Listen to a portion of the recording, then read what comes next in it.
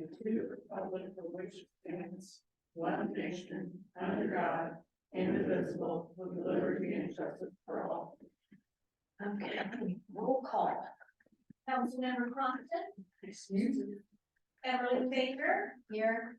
Farrell. Here. Happy. Here. Keller. Here. Miller. Here. Mayor Fallon. Here. All right, additions or amendments to the agenda? I have one, Emily Seeley from the Tourism Committee, would like to give a report. She recently went to a Main Street Program Conference on behalf of tourism, so. So those from no committee report to she will be giving, Okay. 7A. So, okay, any other? I think the last council meeting, there was a discussion about putting it on the agenda to revisit the, I guess, talk to the attorney about the mayor's basket to get, good on that. So. Add That that, was the consensus. yes. Oh. Was it? I think the consensus -1, but that was okay. I mean, isn't that, does it have to be consensus? It's, no, I don't think that's. Okay. No, it was asked to be, ask a question of the city attorney. And that was not, there's no Okay. consensus on that. The consensus I got from our last council meeting was that we were going to put it on the agenda to discuss taking Today. that to the attorney. Right. Is that, Correct. It's on how It's stated, yeah, correctly on page 6 of the minutes. okay, great. Okay, so let's add it to 6C. Action item, or reports and presentations. Just consensus, actual vote is not needed, so it would be. Let's do 7C. Okay. Okay, any other changes? Okay, needed a motion for the change. move to approve the amended consent agenda, including this. Just the agenda, not the consent agenda. Oh, got it, okay, so we're, a motion to approve the amended agenda. Sorry. Okay. Okay, roll call. Councilmember Emily Baker, Aye. Farrell. Happy. Aye. Keller. Aye. Miller. I, Mayor Fallon. Aye. Okay, so let's see, adoption of consent agenda. Approval of the minutes, workshop. I move to adopt consent agenda, including approval of the October 9, 2023 city council minutes, approval of October 9, 2023 city council workshop minutes, and ratification of the bills in the amount of $137,807.37. And second. Roll call vote. Councilmember Emily Baker, Aye. Farrell. Happy. Aye. Keller. Aye. Miller. I, Mayor Fallon. Aye. Okay, move on to appearance of interested citizens. And I just want to do a brief reading of the instructions on the back in case anybody has, and for anyone online if they have not seen it. Gosh. Please file and submit to a city recorder or deputy recorder. The city recorder or deputy recorder will advise the mayor or presiding officer when requests to speak are in hand. If submitting the form in advance, please submit. It gives all the directions how to. Speaker forms for those who will not be in attendance in person or virtual must be submitted with written comment by 6 p.m. day of the council meeting and will be read by city staff. To maximize time for speakers of varying topics, time limits have been set for speakers wishing to address the council, and each speaker may only speak once to each agenda item. Under normal circumstances, those time limits are listed below. Speakers may not yield time to others. Groups with like comments are asked to choose a spokesperson who will present their joint remarks. Then it's 5 minutes for general public and public hearing comments. And it says, note, in special circumstances, the mayor or presiding officer may establish longer or shorter time limits. All council members, staff members, and members of the public should speak respectfully and avoid the use of profanity, vulgarity, and slanderous comments.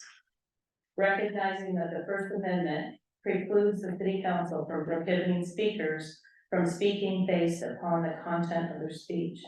The presiding officer shall use their best efforts, short of enforcement action, to remind and encourage all participating in the meeting to keep their speech respectful towards others and within bounds appropriate for children and persons of sensitivity towards coarse language and a courtesy to others present or otherwise viewing council meeting. That's where we're good. Okay, we have Mrs. Courtney, is it Kilman? Kyleman, thank you. And the subject of discussion is 4-day worship. You state my name, right? Sure. Courtney Kyleman. Cascade. Cascade Lost Resident. Great. I'll get it one of these days. That's okay. So. Flow Technologies has been working on some of the water lines for the city. I have had to call OSHA on them twice for leaving a manhole cover open, unattended, and unbarricaded. OSHA states that open manhole covers need to be barricaded. After the first incident, I talked to them, they bought barricades. The second time they were on my street, they had barricades. The third time, they again left a manhole cover open, with no attendant in sight. Right about the time my son was walking home from school. The first time it happened, I was able to call the city, and the city sent someone out to come talk to them. The second time it happened, there was nobody in the city to call because it was a Friday, and I had nobody I could get a hold of, other than Hood River County Sheriff's Office, who don't really come out for that sort of thing. I would like it if we could address this and have somebody accessible, something accessible, some way that we can communicate with the city that there is a big problem if one arises. That's what I got. Just put your address there, just so we can make sure.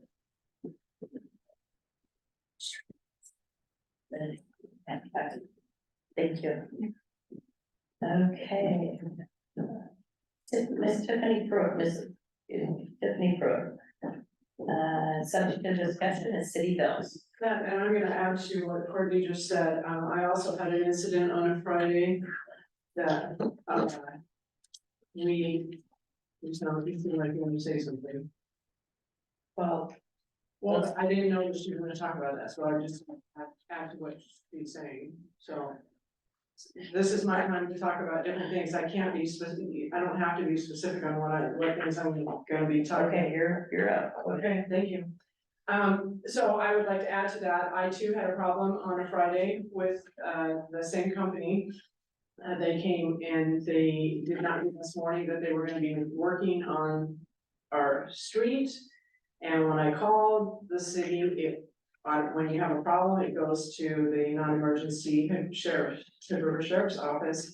And when they said, well, you should just call the city. And I said, well, you obviously don't know they're on 410. So I don't know if there's some miscommunication that they don't know that you guys are on 410s now, but it probably would be a good idea to communicate with your partners that that's what the city's doing now. The other thing I got two more things to talk about. I also want to talk about the bills that you just passed.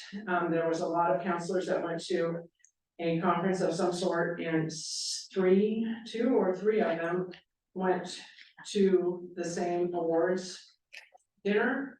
Is there a reason why 3 people need to go to the same awards dinner? Can it not just be one person representing Cascade Locks and save some of that money for future conferences or other things like that? It just seems a bit redundant. I mean, I know we all want to go, but at $50 ticket, that seems like a pretty expensive thing that you're asking for the citizens to pay for. And then something absolutely not political whatsoever.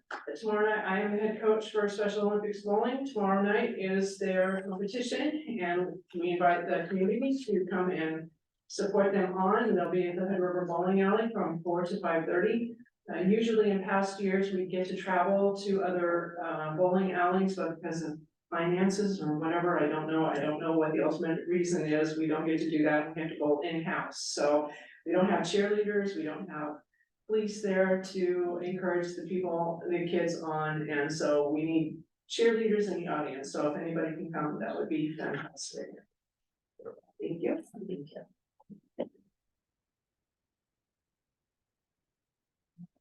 Yeah. So, public hearing? No.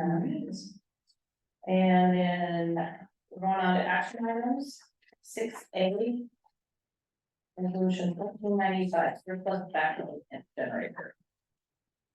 Alright, so this is a request, via resolution to surplus, both a old backhoe and an unused generator. The Public Works 2003 John Deere 310 SD backhoe is beyond its service life and is not usable by the city any longer. If you remember, council did approve the purchase and we have already bought and used a new backhoe. So this is an extra backhoe at this point. In terms of the generator, when Harmony Heaven planned unit development was constructed a pump house, the generator was necessary to provide sufficient water pressure to the development. Harmony Heaven sat vacant for years, and when purchased, only 2 houses were built. In the meantime, the city's water line project solved the water pressure issues for Harmony Heaven. The generator is a 2008 generator. The Public Works Department determined the generator is too big for use at City Hall, so the hope is to acquire enough money for selling the generator to purchase what is necessary for the city's use at City Hall. The city has contracted J.J. Kane to auction the backhoe and generator. Using J.J. Kane has brought the city the greatest return in the past. So a little more background, the maps in your packet, or got a picture of the backhoe, picture of the generator, and then the maps. I will bring them up really quick so you can look at them. To give you some context here. So this is the generator. It was bought in 2008. It has maybe 10 hours on it. It has never been turned on. It was not used. It's old, but it's brand new. So we're hoping to get good money out of it. The original thought was to put it, attach it to City Hall as part of the update with solar panels and the FEMA grant from the roof as backup power. After talking with Sheldon and Derek and pretty much everybody else involved, it is too big for the need of the city. It actually would cause more harm by hooking it up to the building and running it at pretty much 20% of its capacity. It would do more harm. So our hope is to auction it off and make enough money to buy 2 smaller generators, one that would be here permanently and one that would be mobile that we could send back and forth through the city. The main use would be at the pump stations. Right now, there's no backup power, and if we are out of power for multiple hours, we have to rent a back truck and pump out the wells, which is thousands of dollars each time we do. So our goal is to save the city money, to get a generator for City Hall and one for Public Works to use in emergency situations. So we'll bring up the map here. Of course, it's rotated weird. Do this right, here we go. So that is 84 right here. The new parking lot that the port put in is on the other side here with Harmony Heavens here. This is the little pump house that it's in. And this is kind of more of the larger scale picture. Here's Harmony Heavens up here. There's 2 houses here. The new parking lot was put in right here, and this right here is the new water tower put in 5-7 years ago, somewhere there, when we did the water system update. So that's where it is. So we're looking to have a motion to approve. Yes. We're moving to approve the resolution. Is there a second? Wait a second. Discussion?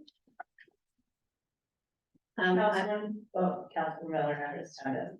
Okay, it says resolution declaring 1 item of city property. This looks like 2 items. Where you seeing that? Never, in the title up here. Resolution number 1495, a resolution. Oh, yeah, Kathy had originally read it for just the backhoe, and then I asked her to add it in there once I figured out the issue with the generator, so we can edit that to 2 items of city property. Okay. Yeah.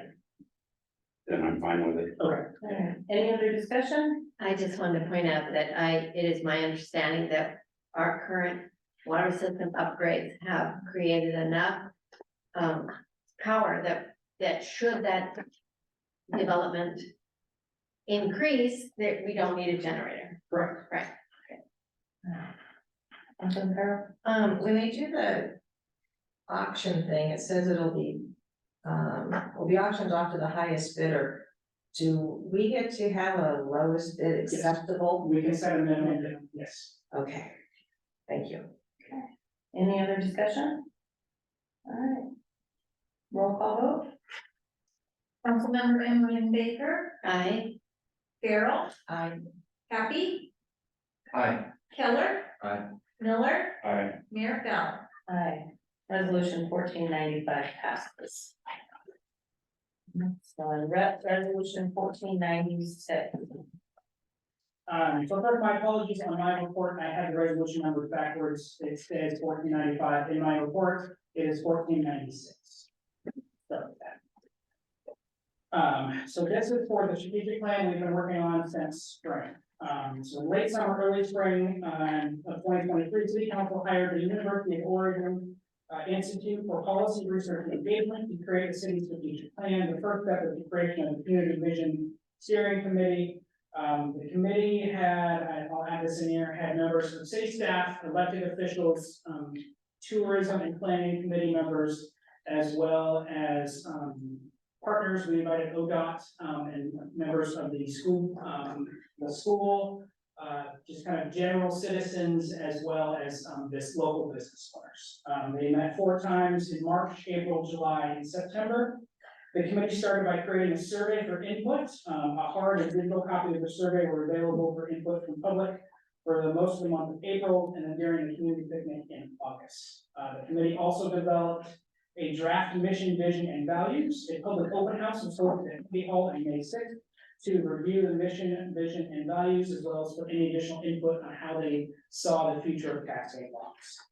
The U of O staff compiled the results of the survey and open house and created a first draft of the plan, including action items. The committee reviewed the plan and action items, provided additional feedback. The draft was sent out for public review in late September.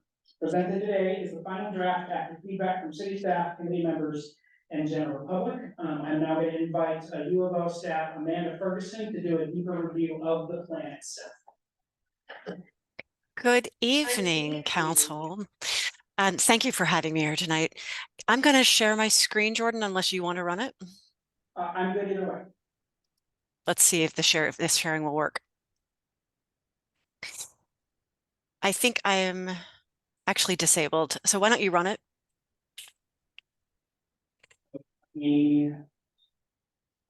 Open here, share screen. Share.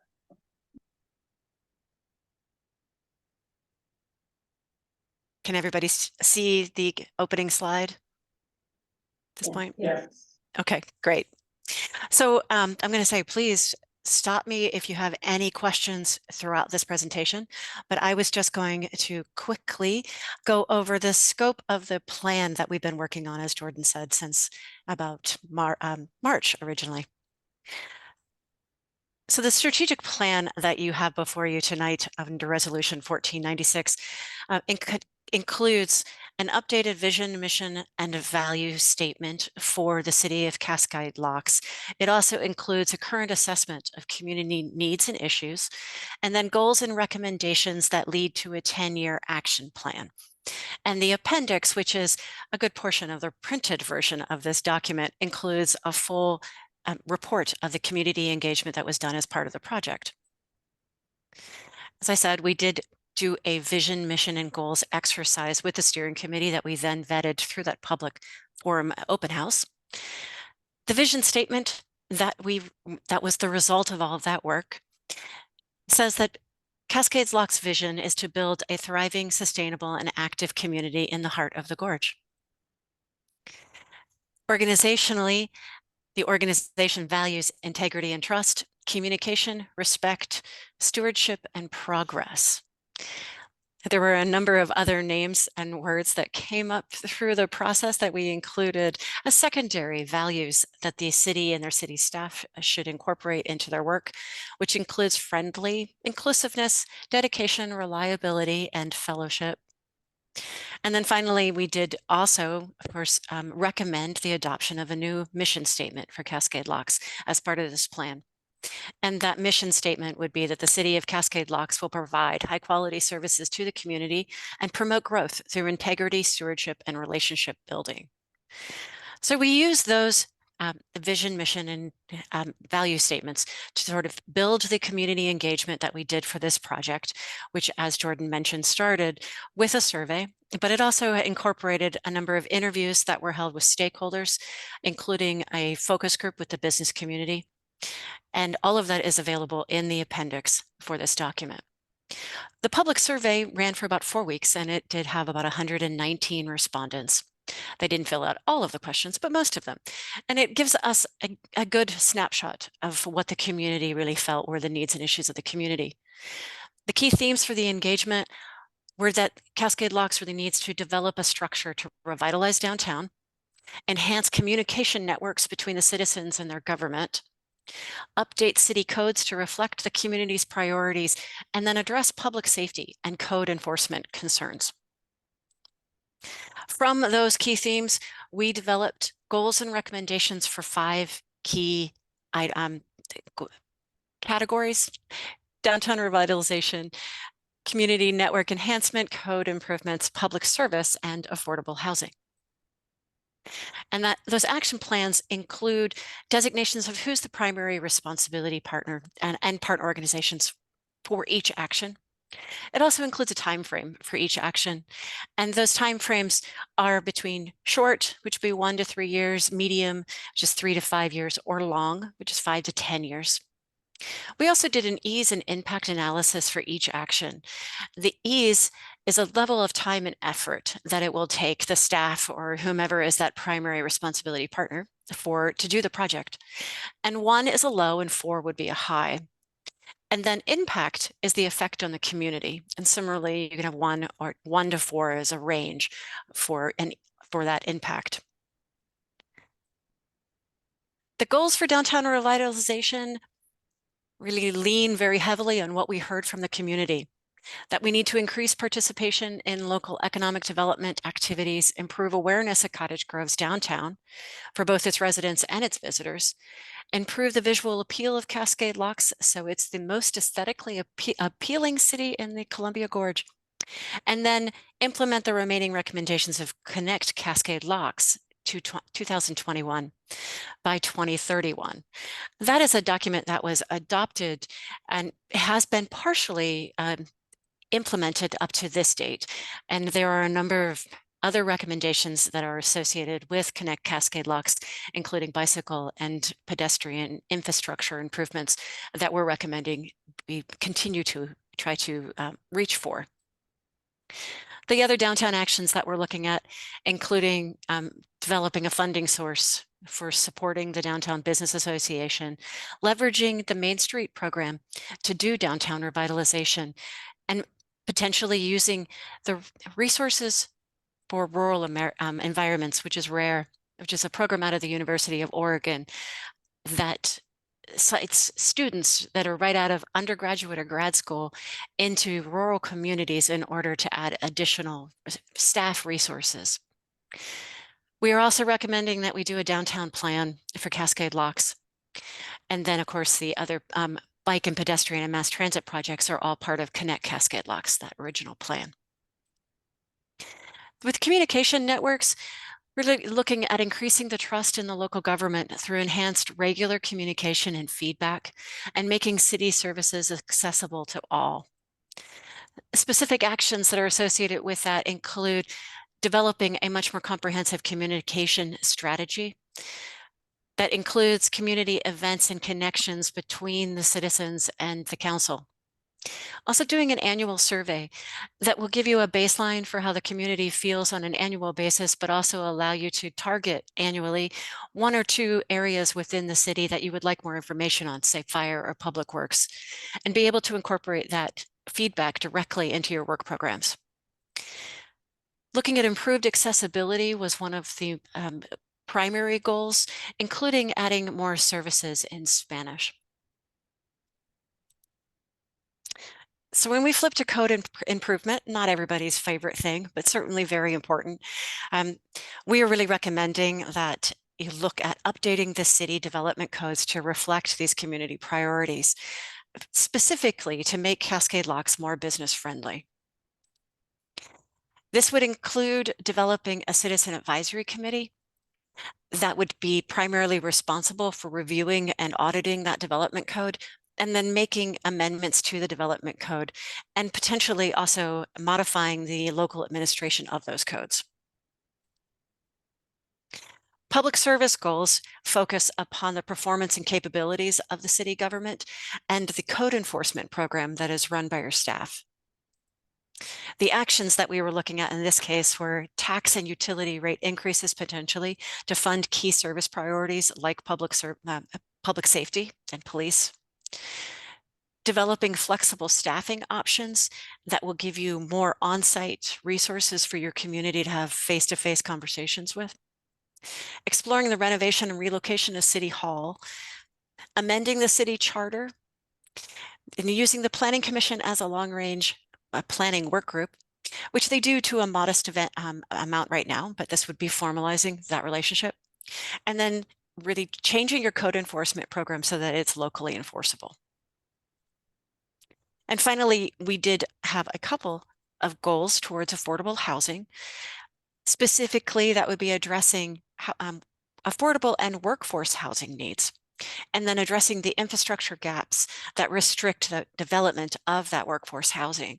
And that might include roads, utilities, public electricity, water, those types of key infrastructure systems.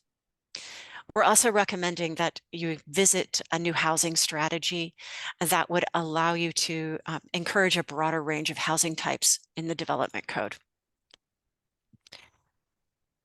So our next steps obviously are to incorporate any comments that we hear tonight and make any changes that the City Council would like to see to the draft plan that is before you.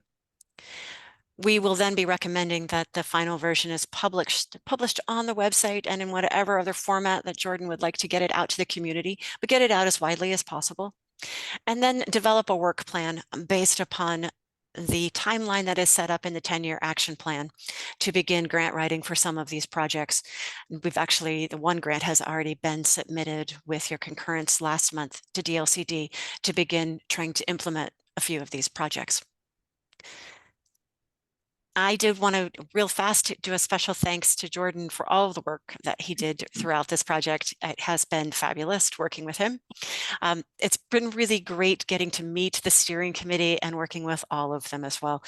And of course, the members of the City Council who were on that steering committee and who took the time to do interviews with me. I thoroughly enjoyed getting to know all of you. And I think Cascade Locks is very lucky to have you, all of you. And then I have a bit of contact information if you want to follow up with me. But at this point, my hope was that we can open up the public information, or open it up for questions to the council first.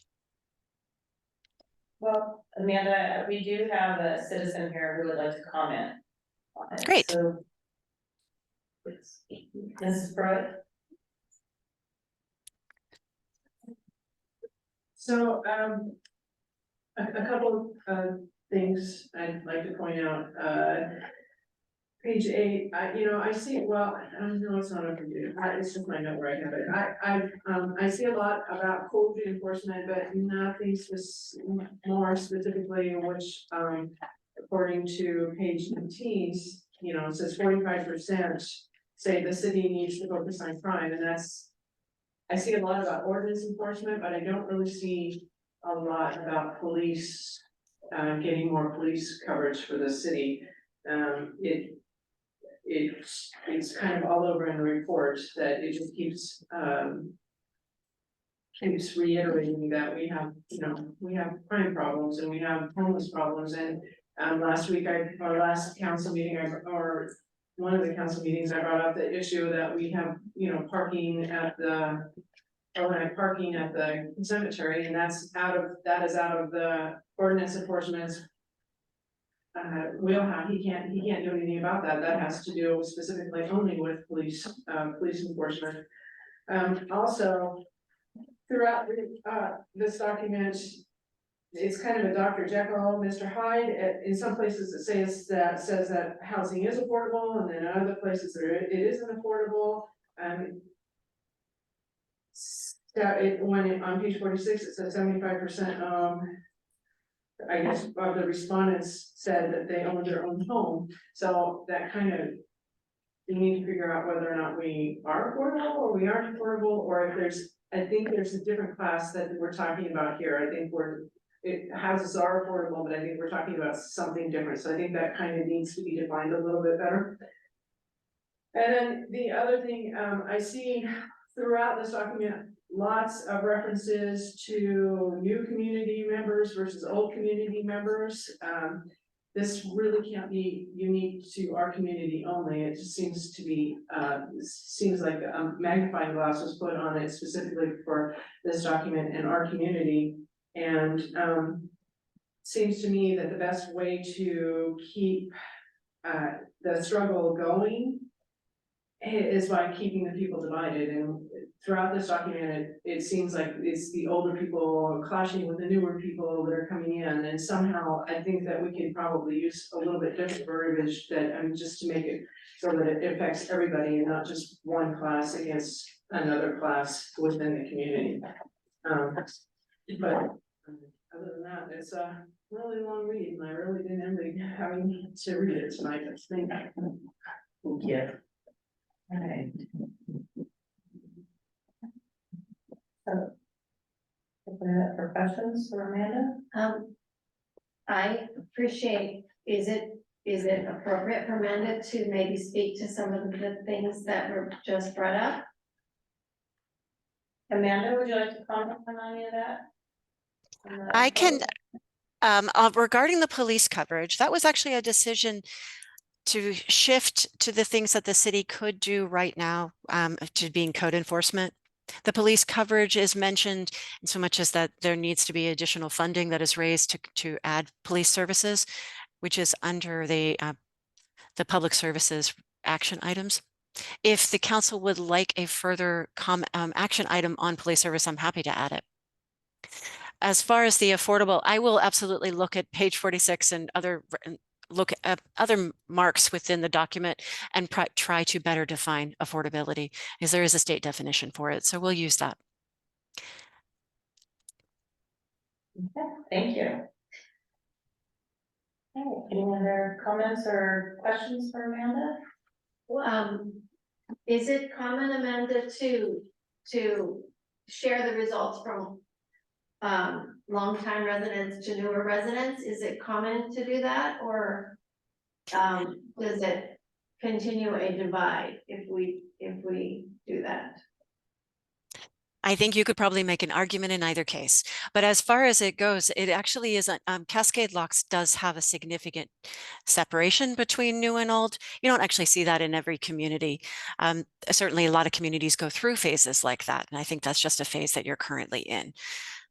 But the most communities have a sort of more even track as far as the occupation within the community, and Cascade Locks right now is two peaks. I've got a lot of stuff, so I don't know if you want me to sit down with Amanda later, or. That's fine too. Or I can try to go through them.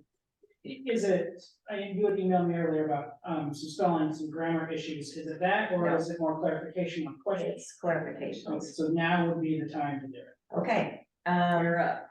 I'm up. You're up. All right, so the first thing that I wanted clarification on was the population. On page 10, on the second paragraph from the bottom, it says estimate the Cascade Locks will have 1,440 residents in 2035. But then later on in the document, on page 15 and a couple other ones, it says we're currently at 1,530. Correct. So, Within the context of that statement, it was estimating Cascade Locks' population to be 10, that number when that estimate was made, which was some time ago. That was when your last master plan was written. So that document was 15 years old. It made an estimate at that time that you've already exceeded. okay, so that's so, like a history. yeah, Page that's 10 it. is like a history thing. Mhm. Okay.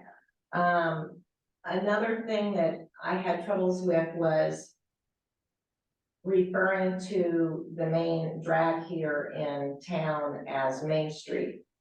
I know that there's a Main Street project, which is what I'm thinking is why you're naming it that, but that's not the name of it. The name of our street is not Main Street. And that one just kind of irked me. That's easy to fix. Either that or you can refer to it as the main street, but don't put capital M, capital S, because that's not the name of the street. Sorry, that's just a kind of a nitpicky thing with me. The old and new thing also kind of bothered me a little bit. One question on page 17.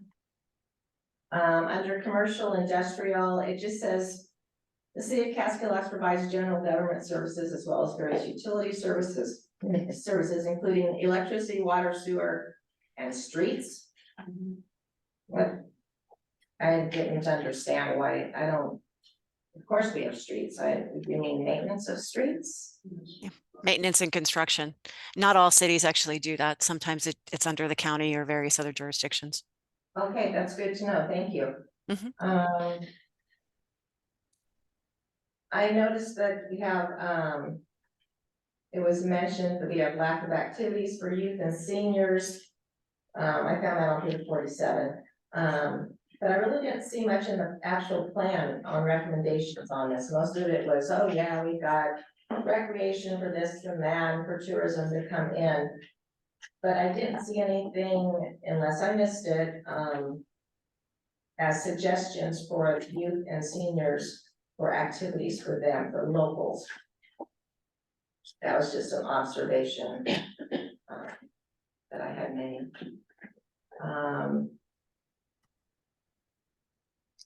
On page 23, who is Oak Ridge? And it says, look to Oak Ridge and other communities for examples of how to bring diverse ranges of services to rural communities. It's the city of Oak Ridge. And specifically in that case, it's talking about medical services because Oak Ridge has, which is in the eastern half of Lane County, has brought in a local medical service that is serving the rural population there that is being really successful. It's a nice model.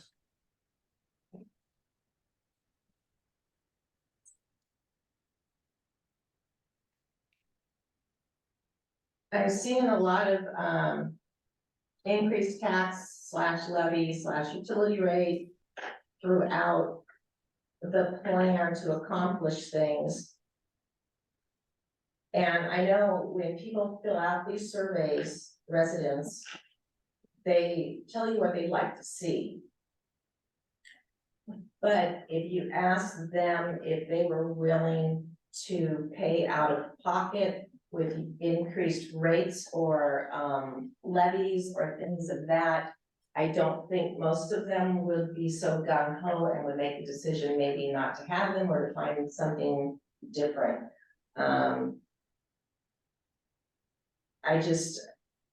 It really kind of was scary reading through, oh yeah, we'll do this and we'll just raise rates or taxes or levies to pay for it. And I'm like, that's not gonna go over very well. Yes, it's an option. But that kind of bothered me about a little bit too. I didn't like that we're going to ask residents, for example, to have an increase to help pay for a downtown business association. was an example of that. I guess there's just little things throughout it that kind of like city council and mayor on a regular basis, lunch or coffee. I mean, a simple town hall would accomplish something like that. The Spanish thing, I do want everyone to be able to read our newsletters, but this is gonna cost money to not only print it, but to pay someone to translate. And unless it's an issue already here in town, I don't see where we have to carry through with that until it becomes an issue. I gotta stop there. Yeah, go I'm ahead. sorry. Even if it's for one person, it's an issue. And the accessibility to the city is an important aspect for all members of our citizens. Whether they speak Vietnamese, Spanish, whatever language they speak, they deserve to receive the newsletter, receive I the agree with information that. in their language. Do we even have anybody though in Yes. town that comes to? Yes, Okay. hang on, hold on, I think. hold on. Well, that's what I wanted to know. I don't wanna do it before the fact. I want to know that it's. being Councilmember presented. Farrell, hang on one second. Clarification, this is questions about Yes. the document to Mrs. Ferguson. Discussions between council is the next Yeah, phase after motion. And then I ask council, have me recognize you before you speak.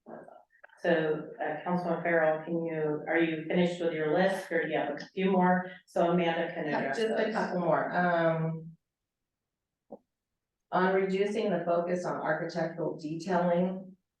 I would rather that not be on there, because I think the way that our buildings look on Wanapa is part of our look. Amending the city charter to return authority for setting fees and rates to city council. As far as I know, I don't think they've ever been, there's no returning it. And I disagree with that. I think that's probably pretty much it. Sorry, I just Okay, paid a lot of attention to it this time. alright. Councilmember Farrell, thank you. Amanda, would you like to address any of those concerns? Or comments? I don't think so. I think I'll let the city council decide what they would like to add or change of any of those things. Okay, great, thank you. Any other questions for Amanda? Jordan. Oh, for Amanda, no, I had a question for, or is it? Councilman, No. no? Not for Amanda, my comments on this, but they're not questions to her. Yeah, I read this whole thing through thoroughly. And it, to me, it kind of starts right with the steering committee. That it bothered me that there was 25% of the steering committee didn't live in Cascade Locks. And that some community members weren't even represented. And I know you have Sarah Crompton listed as a community member. I don't know her, I just know that she's Sean's wife. And that seems to be a problem because he is a counselor's wife. And he also was on this committee. And Sheldon's a great guy, he worked hard in this community. But he is also a city employee. And those are the two you have listed as community members. There's a lot more people in this town that should have been on this steering committee that have lived here. And I see nobody on this list that's lived here at least 25 years. And there's a lot of people here that know the history of this town that should have been on here. That's your division between old and the new. And you're leaving out the history of this town. The tax levy. Well, first off, we can't pass new taxes Because the voters have to approve it first, and then you have it in here, you wanna take away that right of theirs and give it back to city council. That's not gonna happen. I hate to tell you, that is not gonna happen, because they put that in there because they didn't trust the council to begin with, or past councils in money process. And with the passage of the roll carts without voter approval, that's sitting right on their minds right now. No, they won't even touch that. So I don't think that's gonna go anywhere. The Downtown Business Association, there used to be a business association, Brenda was part of it, and it folded up. And it would be great if they reformed. But you have a big conflict in a bunch of your business owners down there, and you're gonna have to get a moderator in there to get a new business association, or to attract enough of them together to be a viable business association.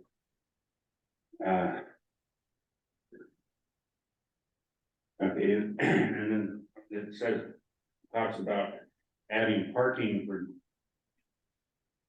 in the downtown areas and for the city. Well, since the state owns Wanapa, we have a hard time with that, with parking there. And the city doesn't own any property downtown except for the parking lot next to the post office. So you would have to acquire private property or get somebody to relinquish some of their parking lot. And I don't see the store relinquishing much. In fact, he is selling some of his spaces to the other businesses so their employees can park there.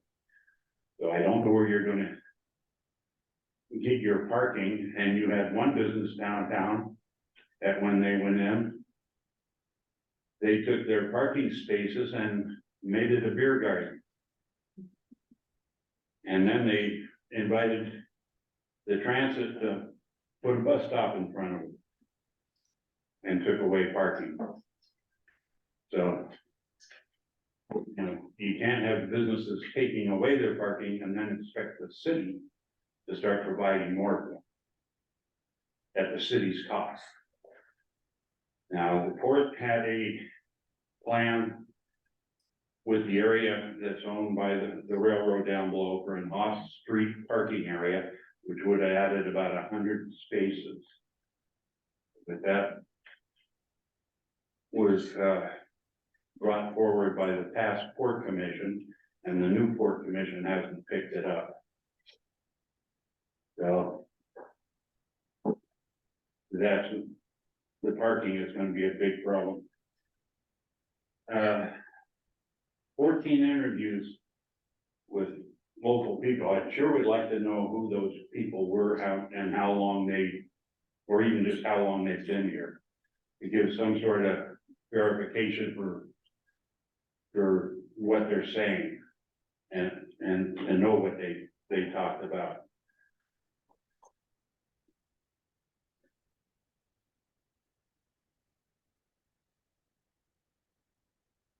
And the infrastructure for supportive bicycles on Forest Lane.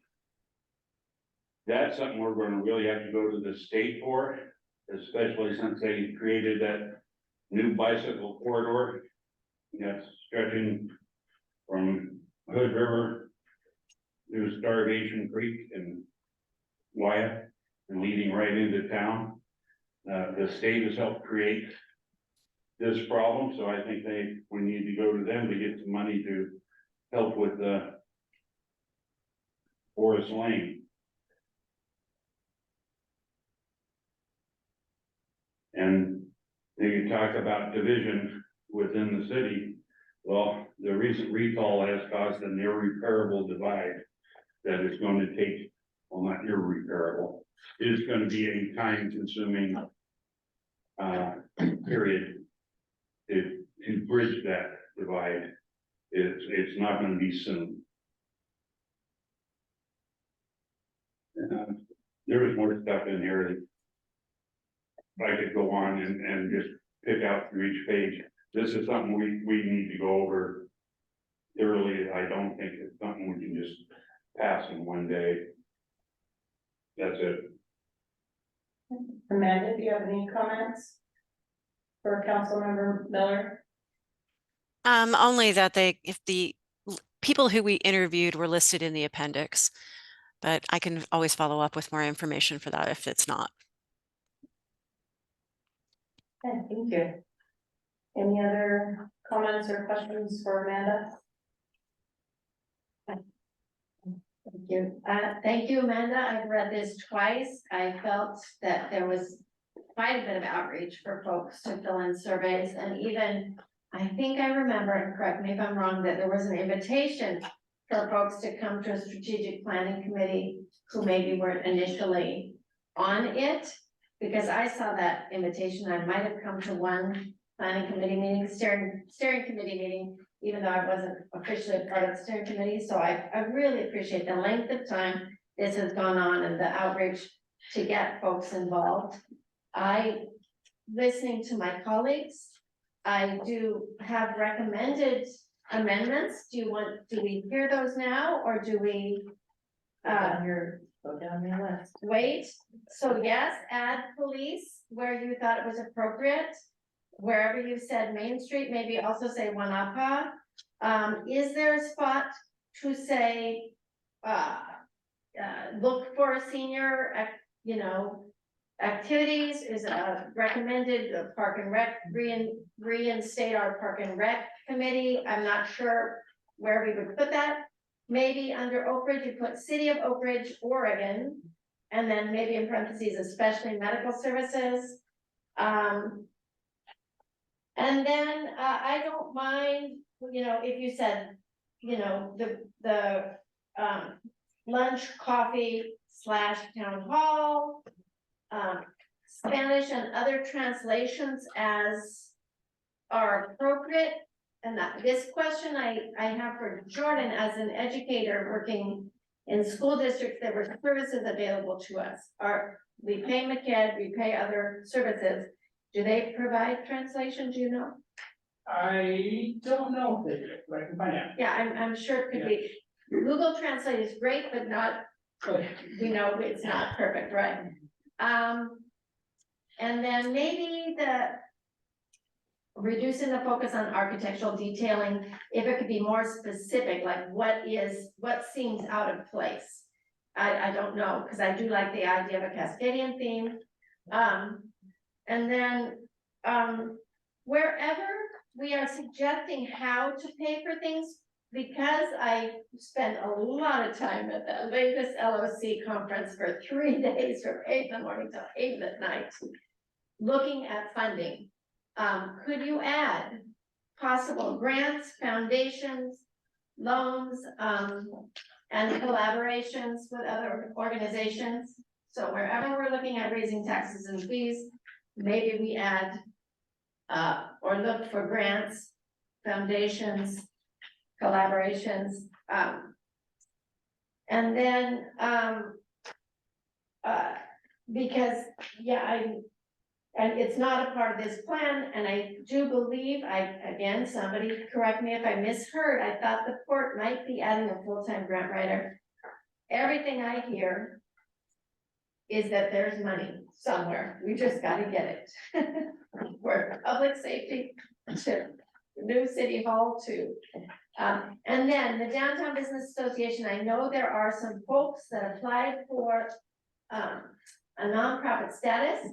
And it would be great to reinvigorate that. Anybody who is part of the Downtown Business Association, and again, this probably has nothing to do with the plan, but it's something that I think is going to be valuable. But those were the few additions that I would make to help make this something. I love it. I'm excited that it is new. I'm excited while I was impatient. I was excited it took so long, therefore allowing for more input. I think, am I right in asking did the surveys from the picnic get included? Yes, Yes. I definitely so did. I know we get good turnout for that, so that's good. Thank you. Absolutely. Comments? No, I just made note of all of them. I can do all of those things. Okay. Any other questions for Amanda or Councilman? Just a quick typo on appendix A, it says Port of Coos Bay. Thank you very much. So here's council's options: to approve and adopt a resolution, recommend changes and approve and adopt resolution 1495 with recommended changes. Or 3, recommend substantial changes and table discussion until updated. So sounds like there's a few items that council members are concerned about or have questions.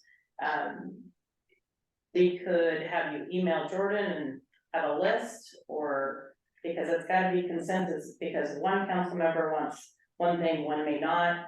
We've gotta have consensus to make any changes.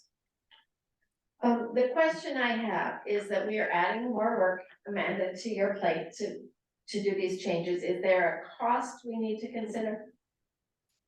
It depends on how much time it's going to take to do them and how much back and forth we have. I mean, the other option, of course, is that we could send the document to Jordan and at some point he can take over making changes. But I don't think that the changes that you have mentioned are going to take very long. Although I would need probably a little more guidance as far as what the council would like to see when they say add police. Specifically, what kind of language you might want to use for a recommendation regarding policing. I just want to make a note that this is supposed to be 30,000 foot level, general direction of the city. A lot of discussion I've heard today has been ground level, minute details that staff will do research on and present to council. This is the general direction the city wants to go.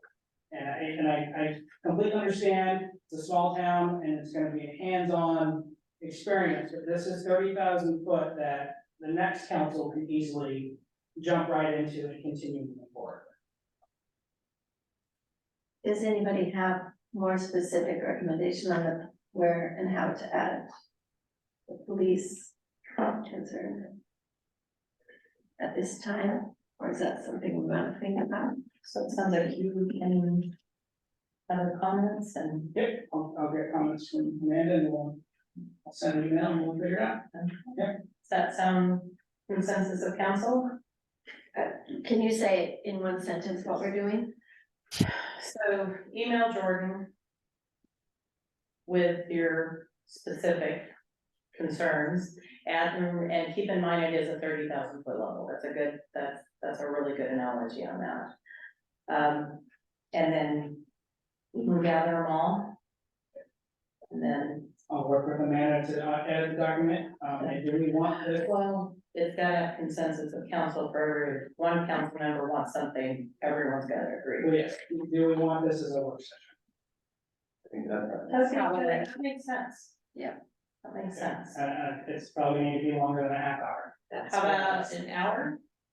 Does that sound good Okay, is that our next? for our next, we don't have anything, Nothing is planned for next month yet, no. we had a couple ideas, but. All right, so how's that? Is it possible, I mean, throwing out an idea as far as having a workshop that's not on the same night as the council meeting, and also meeting. I know it's more meetings, but I feel like it would be, instead of having We could, a longer evening, I just wonder what other people think about that. I'll agree with the Councilor Happ here. This is a very important document for the city. This is gonna guide my work moving forward. So, yes, I'd love to have it done so I can start taking action, but I'd rather be what council wants to move forward. So I would suggest probably at this point, a retreat, a couple hours, to make sure we get it right. how does council feel about that really allowing time to get this right? The retreat. More than an hour. I don't mind. Does that mean staff, Marilyn has to be there and be paid? Public meeting. Yes, Yeah. yeah. Mm-hmm. And how does that work if it's outside of work hours? Is it flex time? Is it? Usually comp time or just overtime, depending on how the schedule works out. Okay. We're Work thinking session? about doing it on an off week or almost hard time, 7 o'clock and We could, your more participation. we've got November 13th. 27. I can't comment on the date without seeing the planner in front of me. Me too. I'm- I need to I'm- do that too. Planner, I don't You just have maybe have it. All right, so the consensus of council to have a work session on an off council night, off week, I mean. And we can have it at the same time, In the meantime, are we to, yes. Yeah, send me everything, in case Amanda missed any of your comments, that way I can compare what you sent me to what she wrote down. Then we'll sit down and we'll talk it out. Is that seem feasible, Amanda? You can't leave it. That sounds yet. fine. I can't- Yeah, Amanda won't be, will be. Okay. And then I'll just work with her to polish up the document. Sound good? Great, and when do you, is there, I like a SMART goal, is there a timeline you'd like to hear from us? When do you want our comments? I guess it depends on what date. Hmm. I mean, really, all I have to At do the is, end of the week. Is yeah, that- end of the week works, End of the I mean, week. all I have to do is really get them Which compiled, would be Thursday, yeah. End of the week, yeah.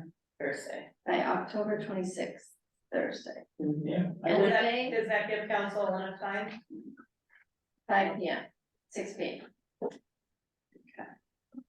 All right, Amanda, I so appreciate all your work and, your organization skills and U of O. It's been an absolute pleasure working with you. I'm so glad. And we'll get this right and get everybody happy, or at least mostly happy. That's how public processes go, right? Exactly.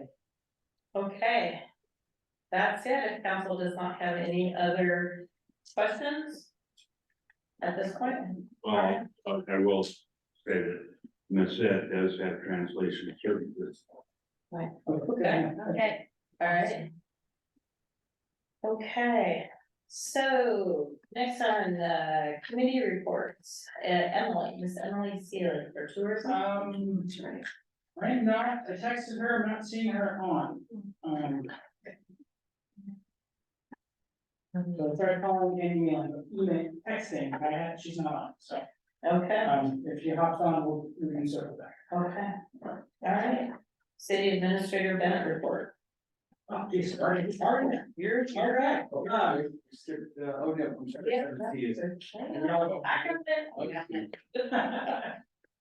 Yeah. So my reports, Fort Creek Bridge, received a rough quote of about $800,000 from DKI for the cheap work on the north side of the bridge. As of writing this report, and I still haven't gotten them, our additional quotes, Derek, our in-house groundsman is looking at some other companies on quotes and haven't heard back yet. We both feel these quotes from BKI are very high, and actual cost will be lower. I am researching all options for funding. I have a meeting with representatives from the governor's office, state agencies, and congressional aides. Here this week, I met with staff from ODO. There's a grant coming up that will be possible, or that we will apply for.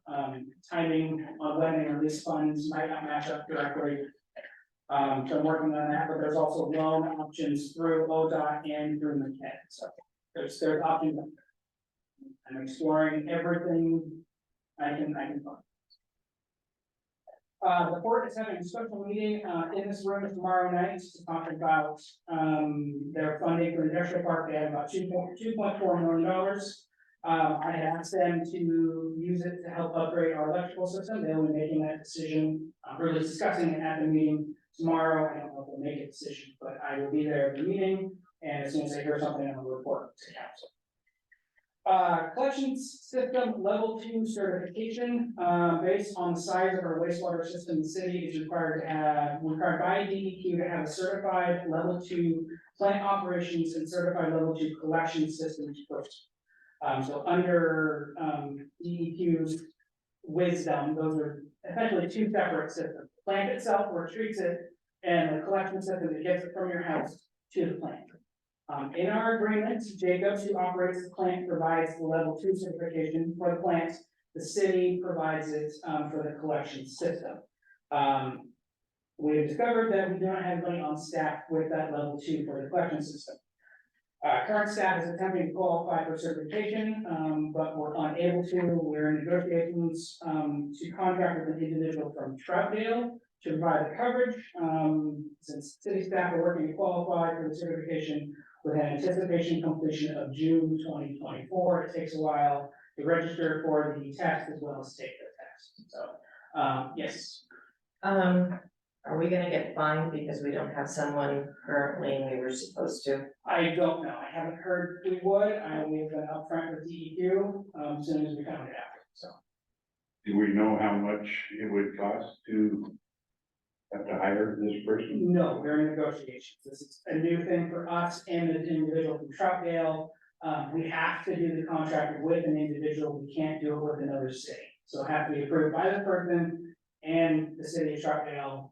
So far I've gotten a blessing from the city administrator in Troutdale, just talking with the person who submitted it. So. But everything seems to be promising. Our staff would still run the day-to-day. This person will essentially sign off on the documents saying, yes, they are meeting all DEQ policies. Temporary vendors and 4-month 100/120 limits. And a little disclaimer, I'd like to start this discussion by pointing out previous discussions on this topic, that the city council is the appeals board for any city planning issues. Council will be putting the city at risk by talking about any particular permit application or incident outside of their official role. So this discussion needs to stay about the broad policy, not any individual person, applicant, incident. So, get that out of there. With that said, the policy, Cascade Locks Development, Community Development Code, Article 5, Development Review, Chapter 8-6.148.020, applicability of provisions, Section H, of limiting temporary vendors to 4 months/120 days in commercial zones before the new site plan review is being brought up again.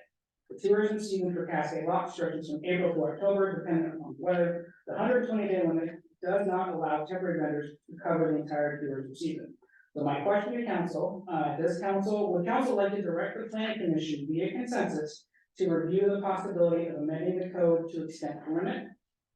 I will note that following that, even if we follow state policy or state public hearing guidelines, this will take up to 6 months for adoption and going into effect. And based off past costs from our current planner, for them to review it would be roughly $10,000. We have very expensive planners. When the city picked these planners a couple of years ago, they knew the cost. These were actually the most expensive ones to put in the bid, but council approved them. They are very expensive, but they are very good. Second note, a full review and update of the entire community development code is on the list of action items in the strategic plan that was presented tonight. The city also just submitted a grant to Oregon DLCD to cover the cost of drafting this language for the new code. The award date for that is December 1st. However, if we go that route, it'll take a year, maybe 2, to do an actual full review and implementation of a new code. Let me get some clarification, sorry. Counselor. Yeah, you say that the city just submitted a grant via Oregon DLCD to cover the cost of drafting the language for the new code. What new code? So the community development code, we essentially All of it. do the whole thing. Sorry, I The whole thought thing. it just the Yeah. one. Not just one paragraph, No, got it. the whole thing. Have we, as we look to collaborate more with the port, has any suggestion been offered about their planning people helping pay for any of this, or no?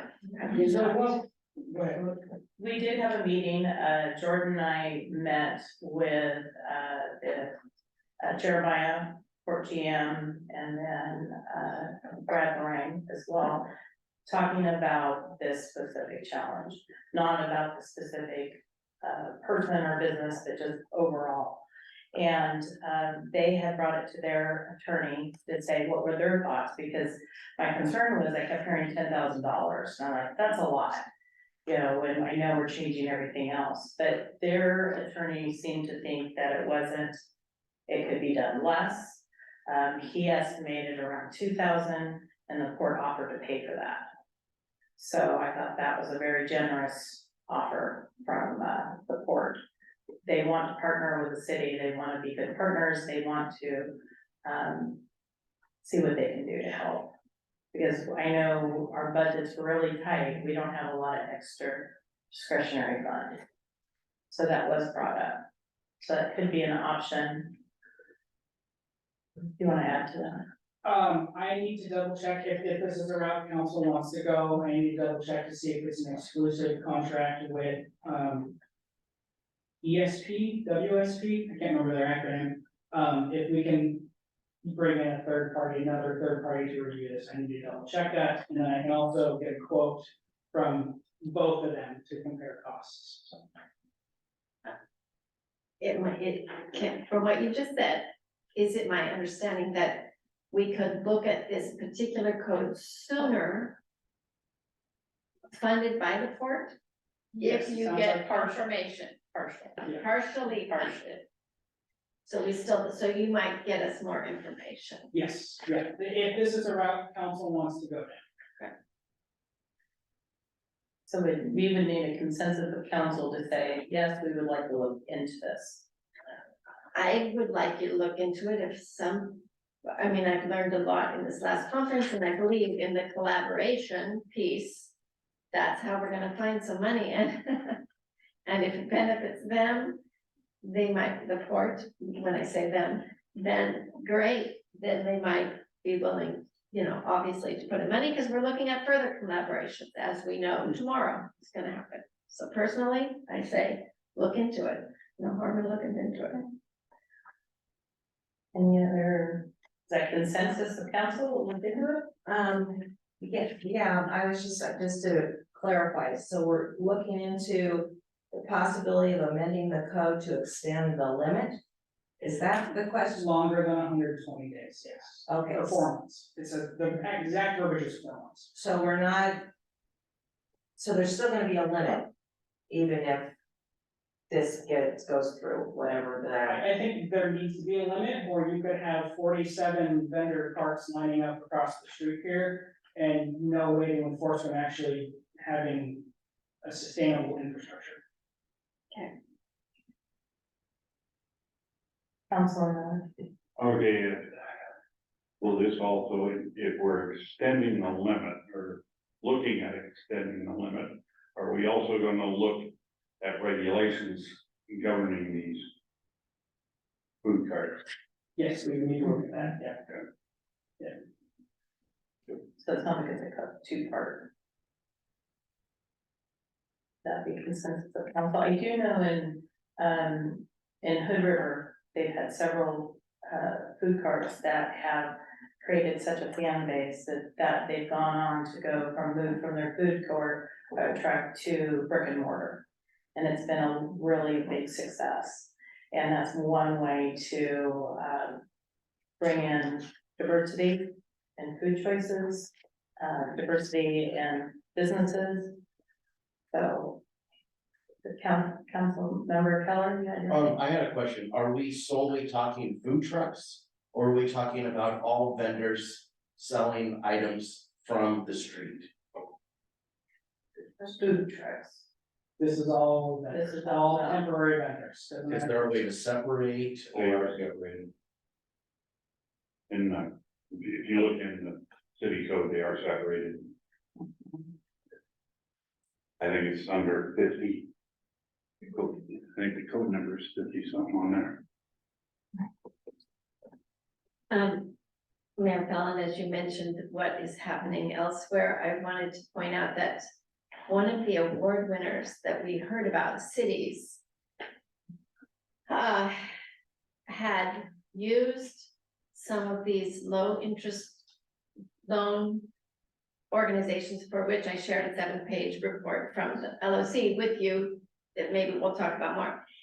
That particular city whose name I cannot remember, and not that we're going to do it, but they purchased 2 food carts as an incubator space. And I don't know how they charged those incubator spaces. And gave them 2 years to build their business, and they had to move on. And they found it to be wildly successful. Some of these moved on to brick and mortars. Some of them got their own food carts. Some of them realized this is not what I can do. Sorry, thanks for the incubator space, not mine. So this idea that it can be good for the town and bringing a business, not that we're going to do that, but one of these award winners actually won because they kept incubating new businesses that came. So that was a cool thing. So is it consensus of council to look into the ordinance and change the date, the time limit? Sounds like it's.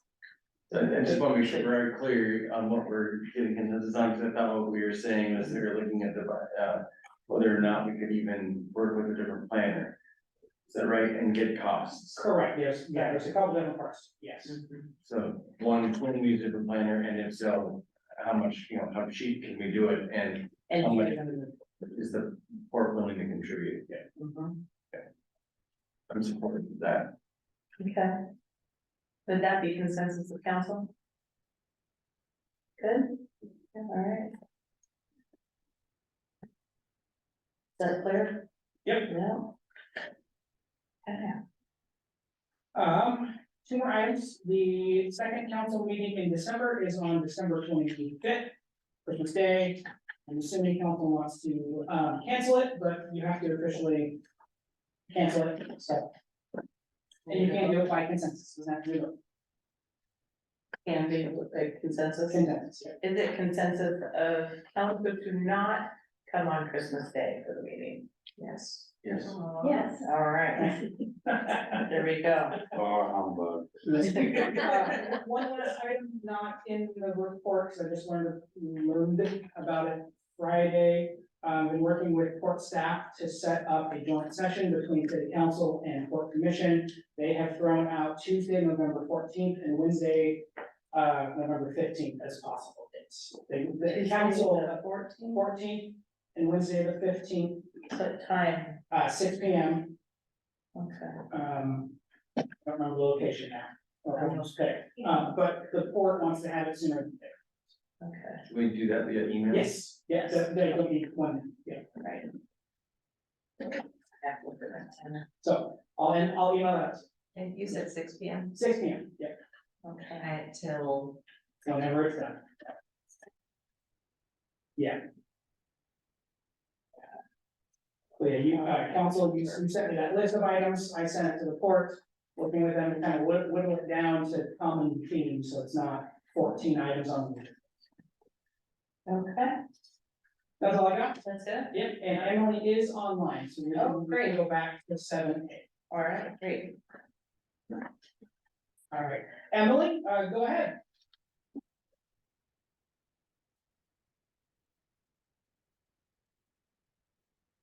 Sorry, I'm here. Hi. Thank you for having me in tonight. I'm really happy to present with you all. It was really nice to go to the Main Street Conference and learn about other cities' main streets. I think I'm kind of nervous right now. So I think main streets are really important and we have a long way to go. I feel as though what I learned from all of the knowledge that I gained from this conference, this isn't a one person task. We need to have people from different committees in our city, including tourism, our planning committee, our downtown business association, which we don't really have one yet.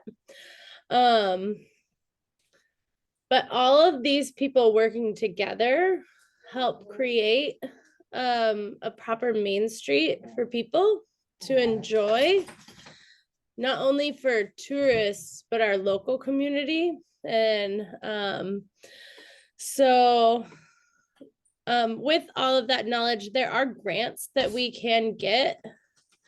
There's a T-Mobile grant for $50,000 and an American Express for minorities to help develop a Main Street strategy. But there was a lot of useful information that I think is very applicable to us, but we have a long road ahead of us. Just because we aren't quite there yet.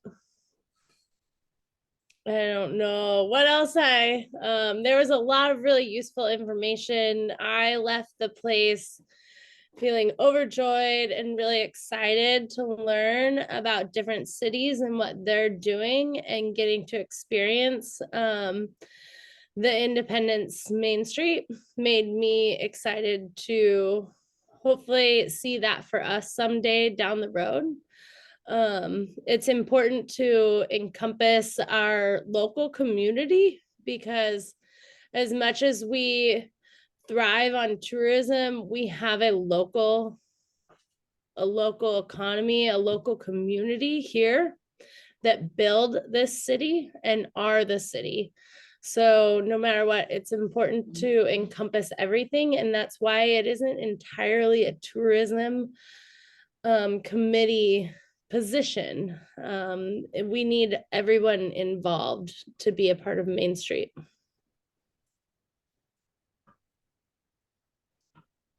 Emily, I really appreciate you going to that conference. I know what of a commitment and time commitment that is. And I know conferences can be very overwhelming and they're a lot, but I really appreciate you going and getting that information. Yeah, there's a lot of knowledgeable people out there, and it was really nice to meet with people from, the city of Port Townsend, the city of, Independence, Springfield was there, Hillsborough was there. It's all in a different array of populations, and we have an attractive place. And in order to build our Main Street, we need to find the niche that we want. And we can't just focus on summer because we have so much to offer year round. And that's really important. And I would agree with you, it's not a one person job. No. Probably take a committee. Yeah, I think if, because we have so many different committees in the city, if there was a person on each committee that was looking to involve themselves a little bit more, if they wanted to head up being a part of the Main Street committee. So we get different components of every committee in our city because we all have to work together in order to build it up. Right. Any questions or comments for Molly?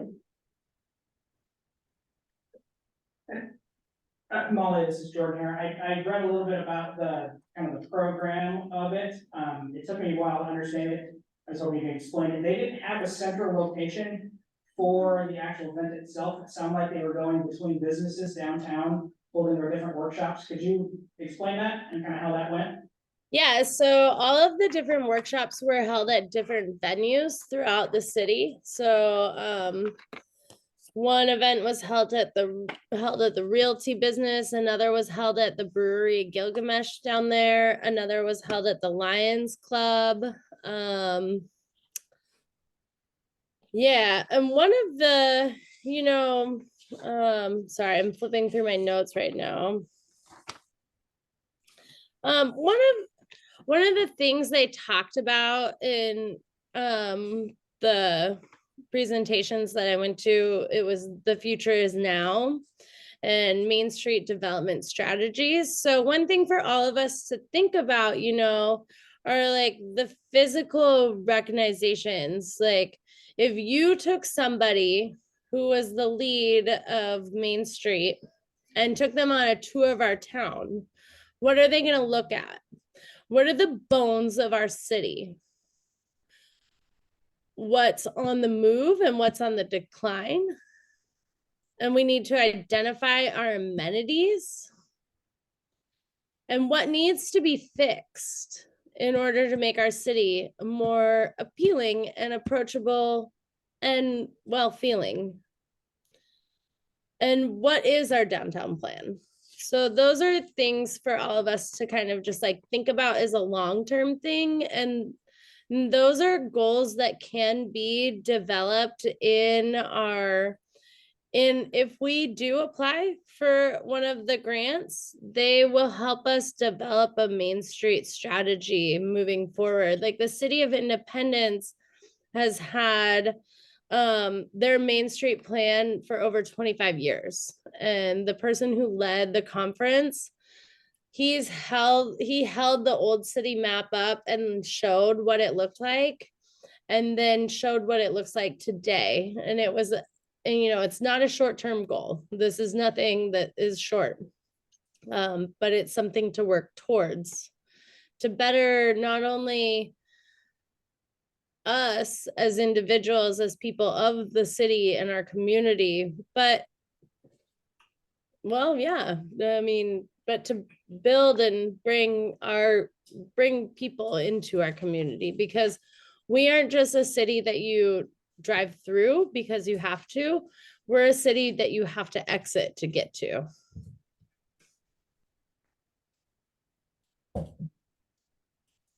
I want to thank you also, Emily, for attending on behalf of tourism. I know that this council voted that I be the Main Street contact after Jordan was. There are a plethora of emails that come weekly, and I have been trying to send them to tourism, planning, even the port as is applicable. As you know, it is a variety, and the folks that I heard were starting our downtown business association. So I've sent some of that, and I know that everything takes time. So I do appreciate that you went. And it is my hope that we do have a Main Street committee eventually. Everything's taking time.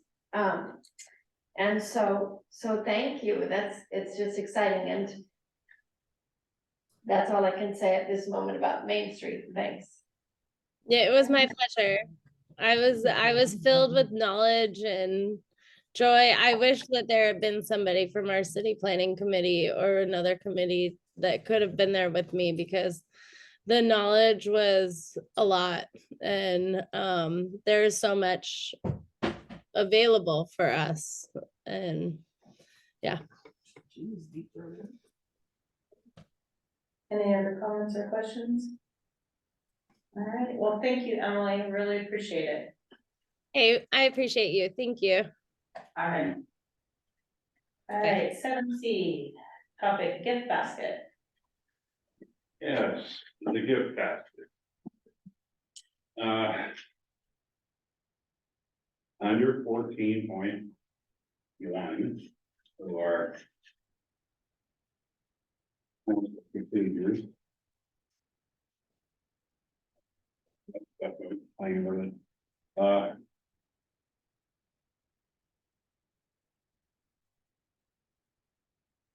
It says council expenditures for other than routine reimbursable expenses, which conference registration, travel, etc., must require advance council approval.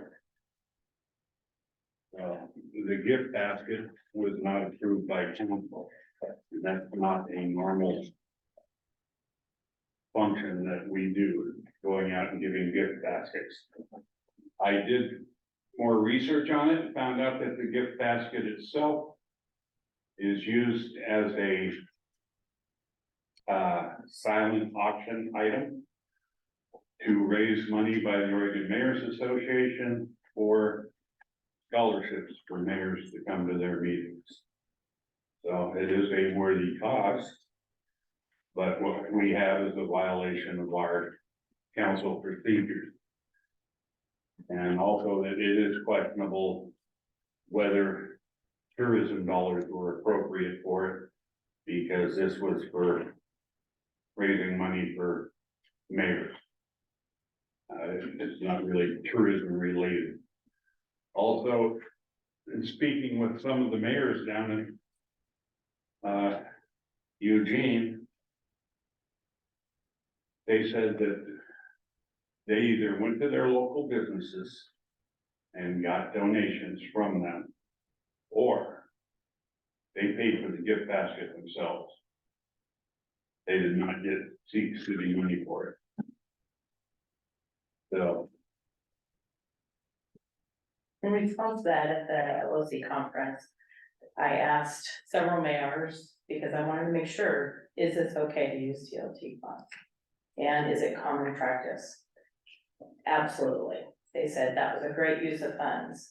Yes, it's raising funds for the OMA. So mayors like myself could go, I got a scholarship to go, which was worth $400. So it does, the scholarships are very, very helpful and benefit a lot of cities. I did a lot of checking, and they said to use those funds, the TRT funds. It's not just, it's advertising your city. You are representing your city to bring people to your city. It's not about the mayor. It's not about a council person. It's about Cascade Locks. It's putting your best foot forward. And we did get lots of donations, and the extra money, we had a basket valued at $1,000. And ours was, I think, the second highest that it went for. So I was really proud of it. Resulting from that basket, we had a few of the mayors come through and get memberships at the museum. They also stopped at Brigham's and had fish and chips, because I talked about Cascade Locks. Another individual stopped at Thunder Island. Matter of fact, at the LOC conference, the mayor that purchased the basket, he even pulled up his pant leg and he says, I wore these for you to show you. And it was Thunder Island socks that were in the basket. And so it was very, very well received. And it's not, the basket is not just, it's not about the mayor. It is about the city. And I felt we represented it really, really well. well, thank you for interrupting me. I apologize, I wasn't sure you were done. So let me know when you're finished. It also, the basket contained a fire pit that was bought at Coastal in Hood River, which that doesn't represent Cascade Locks at all. And that was the most expensive item in the basket. So that money there shouldn't have been spent, because it wasn't from Cascade Locks itself. And the council procedures are clear. This has to come to council first. This is an ongoing problem we've had with not coming to council and getting approval on things first. Just going out and doing it and then coming later, or even not coming at all. So now I am done. Councilmember Keller. First, there's not a coastal in Hood River. Sure. And second, I don't know what the end goal is. So I'm asking, what is it that is wanting to be accomplished by the council members that are objecting to the purchase?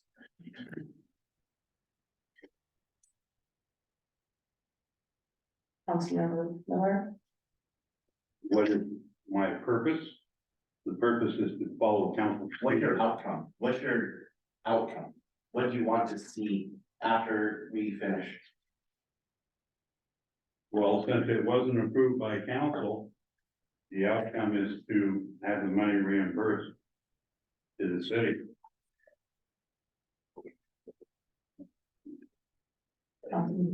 Member. As we are looking at rewriting some of our conflicting codes and ordinances, I know that I thought, and again, correct me if I'm wrong, tourism this year came to council and said, may we spend up to $2,500 without bringing it to council? And I believe we approved that. I know City Administrator Bennett shared some financial policies with us, hoping to increase his ability to spend without coming to city council. And therefore, I think that these expenses may be in conflict to the city council rules only by virtue of the fact that the mayor actually did the driving around to pick these things up. If it had been the city administrator or somebody on the tourism committee, we wouldn't be having this discussion. Or something that I heard from the director of the museum, when I said, oh, had a great discussion sitting at roundtable with the mayor of Seaside on these things, that he has 17 committees. She said, oh, he came to the museum. He said he came because of meeting the mayors at the mayoral conference and bidding on the basket. And I do believe our own mayor benefited from the scholarships that are created by this basket. So while it does appear, you're right, to be a violation of the expenses toward a mayor, it is not in violation of the city administrator's purchases, which he said, let's go to tourism, not a violation of tourism's purchasing code. So we do have some conflict in that. I'm just putting that out there. Councilmember Happy, put your hand up. I was just gonna say, the definition of local can be widely interpreted, you know, like, is it Oregon, is it the gorge, you know, and so I think that that's something that's, you're never gonna get some people to agree on that definition. I think that Councilmember Emily Baker brings up an interesting point, that this was a purchase that was approved by City Administrator Bennett. Had it been something the city staff had gone out to purchase, we may not even have this conversation, but the fact that the mayor, the one that went and did the purchasing, it lends itself to, you know, the lens of that could appear that it was her making the purchases, not the city. When in fact, it was the mayor that was volunteering her time to go pick these items off. And I thought what we were trying to, I guess, get some consensus on was whether or not this was something she would take to the city attorney to determine whether or not it was a legal purchase. And that way we could just get this, you know, fully discussed and behind us, one way or the other. And so that's where I guess I wanted to just make sure that we're working towards that objective. Yeah, I don't have anything against the gift baskets, but the way that the charters were written, I would like the attorney to make it clear so that we don't have to go through this again. You know, what is the proper way to have handled this so that we will do it correctly next time? I'm gonna be a little blunt here, bringing in the attorney is gonna be a waste of time. They're gonna tell you it is your charter, it is your policy, you interpret it as you see fit. His job is to make sure no laws are broken. It is your internal policy, you interpret it as you see fit. Just throwing that out. Any other comments? I think on that note, it's sort of like, you know, if we can't get agreement, that we kind of like turn to the attorney on. We just have to kind of get beyond that and just say, you know what, let's have a discussion and then move past it. This is, it's been brought up over and over and over again. Our role as city council is not to be involved in the day-to-day operations of the city business. Our role is to have that 30,000-foot view to provide vision for the city. And us getting involved in these kinds of discussions is really counterproductive and not really a good use of our time or of our city staff. Well, I always appreciate someone's opinion, what they should or shouldn't have in a basket. But it's when you do these baskets and you go to these events, It's to represent your city, but it's also, the basket was done beautifully because it's about spending time with family. It is about, it had a whole theme. Which would appeal to all different ages. And so, because Cascade Locks is family friendly, we are outdoorsy, and that's what this basket represented.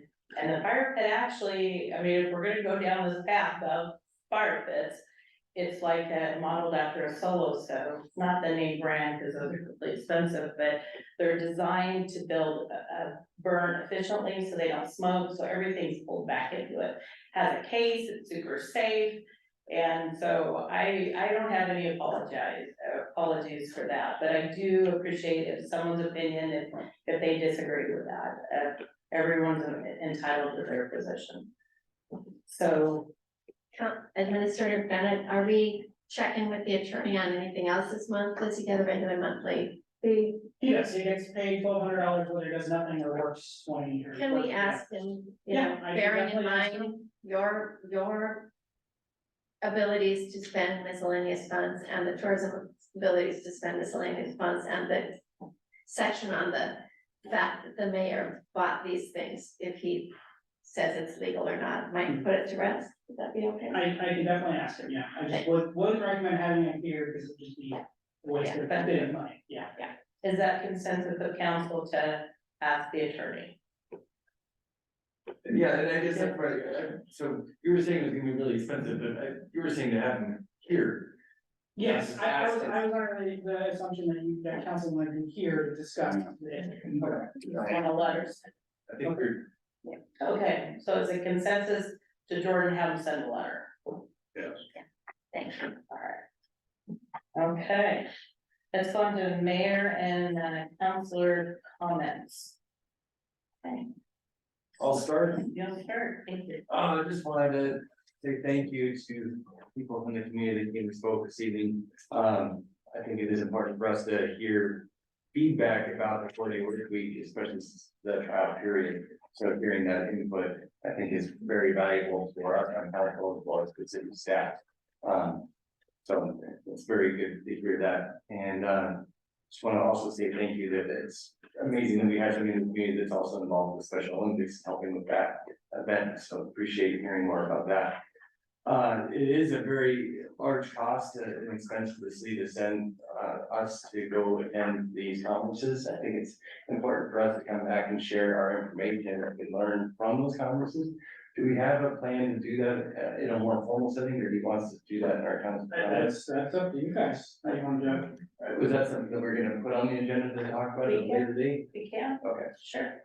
cool. Well, then I will, the last thing, I just want to talk a little bit about those taxes and fees in the city charter. And I think that part of the reason why that went into the city charter originally was because the citizens were afraid of council raising fees. But what has ended up happening as a result of that is that we haven't raised fees. And as a result, the taxpayers are paying for things that really should be paid for through either the developers or businesses that are coming into town. So for example, our system development charge, correct me if I'm wrong, is like $600. It is water at $600 in comparison to Prineville, where it's $6,000. And we have 45 new home sites. So how much revenue did we miss out on as a city because we haven't raised these fees? And that's just water, not sewer or electric. That's one example. I talked a little bit about applying for a business license with the city of Troutdale, and it's interesting as an elected official to do business as a customer with another city. And part of that licensing, it's an $80 business license with the city, but they had roadside vendor was one of the options there as well. And I was talking with city staff about the application process, and one of the comments that came up was that there have been situations where businesses will go to open a business in town and then find out that it's not a permitted use, that it may be really expensive, or they can't even operate that business there. And so then the city is, you know, having to go back and correct this behavior afterwards. And it's, I guess the whole licensing process for Troutdale, the way that it's outlined, it makes it so that there's, first you have to go to, planning, and then it has to go to permitting, and then after both of them is sent off, and then it goes to the city to give me my license. And we don't have any sort of process like that. We could implement the process, we can't charge for it. Well, guess what? Our city staff is still doing the work. And who's paying for it? The taxpayers are paying for it, so the business owners want to come into our area. So I understand the reason behind why that was put into the charter, but I feel like it's actually costing our taxpayers more money. So I just want to bring that point up. That's all I got. Councilmember Miller? I'd like to thank staff for all their hard work in preparing our package for us every meeting. I also have been getting feedback on the Monday through Friday work week. Not only from local people, but from businesses and other government people that have found that they can't contact us on a Friday when they need a permit or something. And so I'd like to thank Courtney for bringing that up. And I'd like to thank Tiffany and Amanda and Emily for their presentations to us. 115 is the street vendor code. It covers all of them in there. And also Estacada. If you look them up under food carts regulation, Google them. They have some great regulations on exactly how food carts should be run and how the city should handle them. Down in Eugene, it was for the fall conference. It was great getting back and meeting with counselors that I've talked with before and mayors that I've talked with before, and meeting new people. I made contact with Senator Wyden's staff and trying to find out if there's ways to get money for our electricity problem.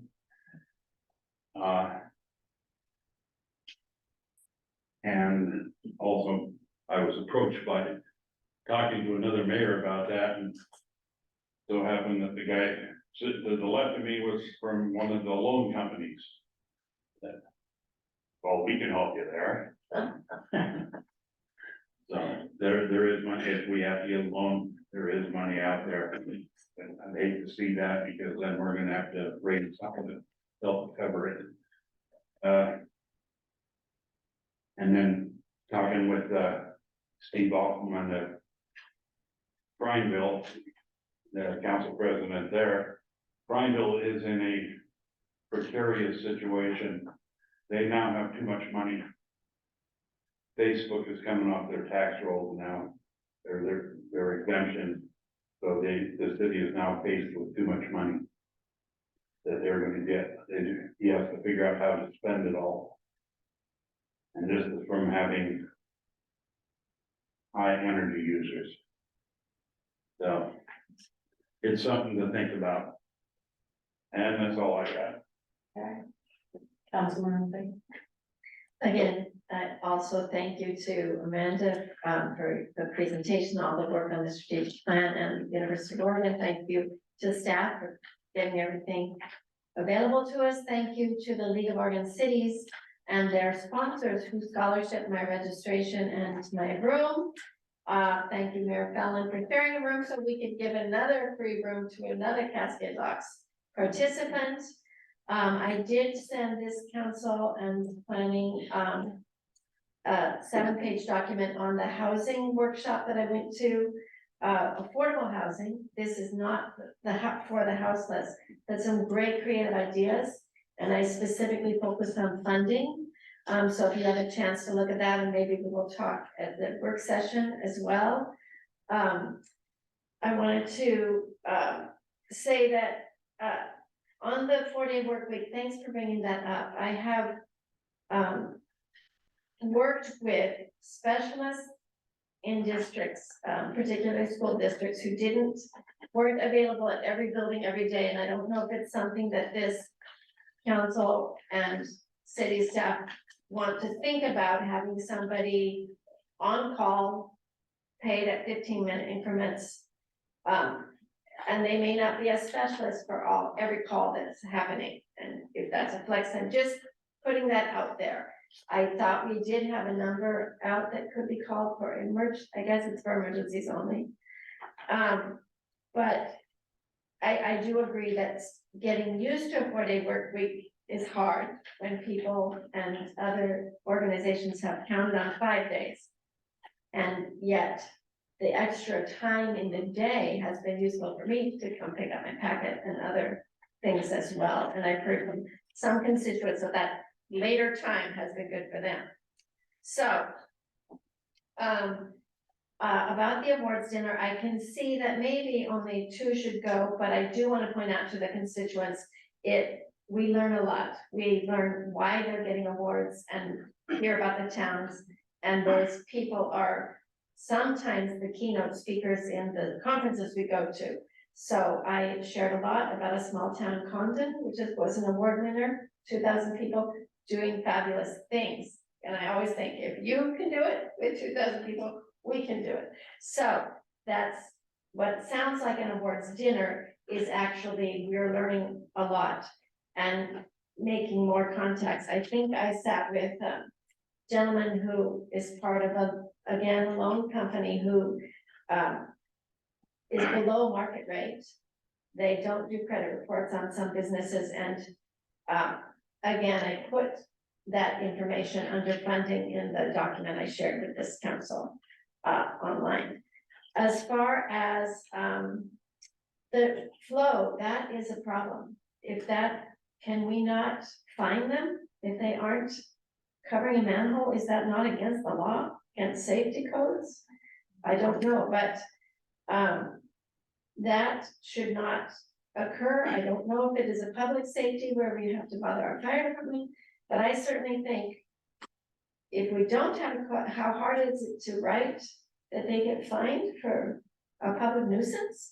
We must have something about public nuisance, lack of safety. If they got a $500 code violation, they might not leave it uncovered anymore. I don't know, but certainly there should be an emergency person in town to call for something dangerous. I don't know how we arrange for that. And I wanted to say that,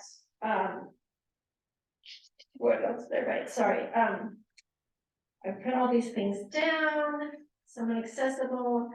And just, again, I can't overstate how valuable these conferences are. I appreciate that Emily Seeley from Tourism went to Main Street and realizing this, what we hear about a lot is what other cities are doing and how they're finding the money. And so at one point, I am hoping we have the time to talk about, it is in our documents that the mayor can appoint city liaisons to committees. We currently only have 2, tourism and planning. Because with our strategic plan, there's a lot of planning coming up. And then also the mayor can bring to council the idea that we have temporary committees. And I put out to the community again, particularly our knowledgeable, outspoken, historically familiar citizens, if there is a committee that you think would be valuable for you to work on to help bring us this information, to help guide us, that is something that I would welcome, and I suppose that the mayor would have to consider and this council would have to consider. But I'm excited.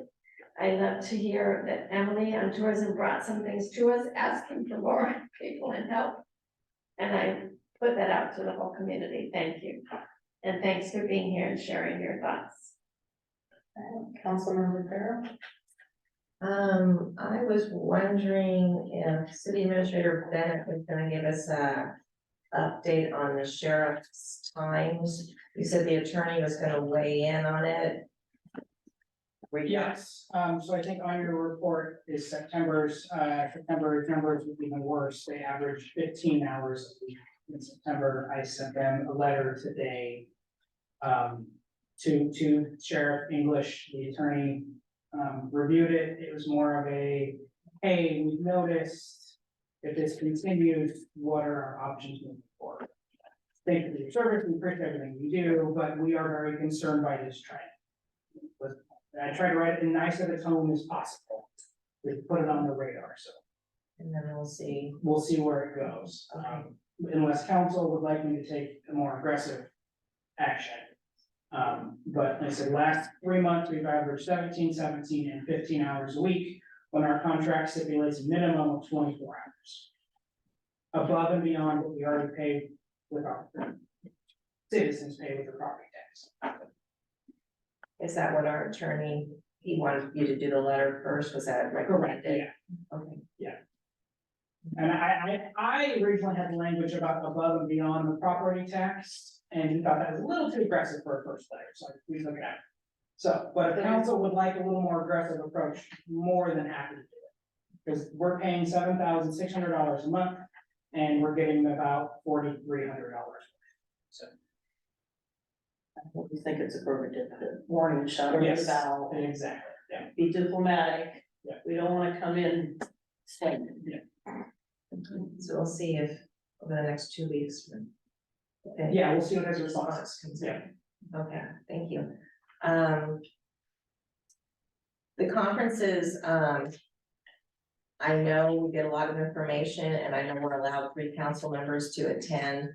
Doesn't mean we have to have 3 council members to attend. And I know we've already taken money from the community funds with this last budget to go to have more council members and mayor, city administrator go to these things. Are pretty much the, can you like go through a calendar and say there's gonna be this conference, this conference, are they pretty set as far as, okay, so we can, with the money that we've budgeted, you can go through and, I guess, what I'm trying to say is that I don't wanna get to the end of our fiscal year and a conference coming up and we're out of money because we didn't forecast, that's the word.